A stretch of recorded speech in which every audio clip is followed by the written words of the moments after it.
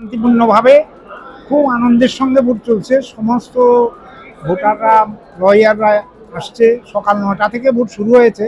প্রথম দিকে একটু কম ছিল, তারপর বেলা 10টার পর থেকে ভোটারের সংখ্যা বাড়ছে এবং সবাই বেশ আনন্দের সঙ্গে এসে ভোট দিয়ে যাচ্ছে।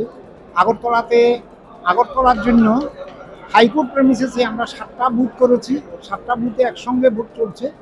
আর এর বাইরে 8টা সেন্টার হয়েছে: বিশালগড়, সোনামুড়া, উদয়পুর, বিলোনিয়া, আর এদিকে খোয়াই, কমলপুর, কৈলাসহর, ধর্মনগর।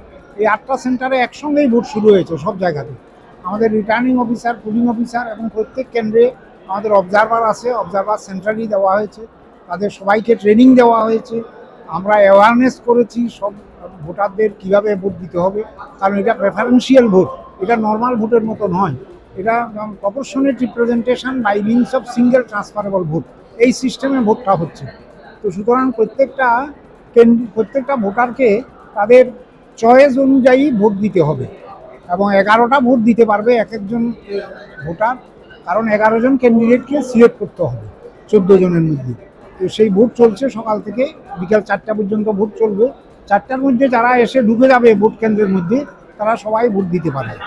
আর ভোট শেষ হলে পরে আমাদের ইনস্ট্রাকশন অনুযায়ী যারা রিটার্নিং অফিসার, পোলিং অফিসার এবং যদি কেউ কোনো ক্যান্ডিডেট থাকে, তাদের সামনে সব ভোটগুলি সিল করে সেটা আমাদের হাইকোর্ট থেকে একটা আমাদের দেওয়া হয়েছে স্ট্রং রুম, ওই স্ট্রং রুমে সেগুলি রাখা হবে।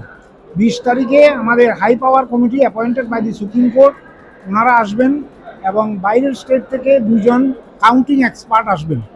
তখন আমাদের 21 তারিখে সকালবেলায় গণনা শুরু হবে। তো এই হলো entire picture of the state.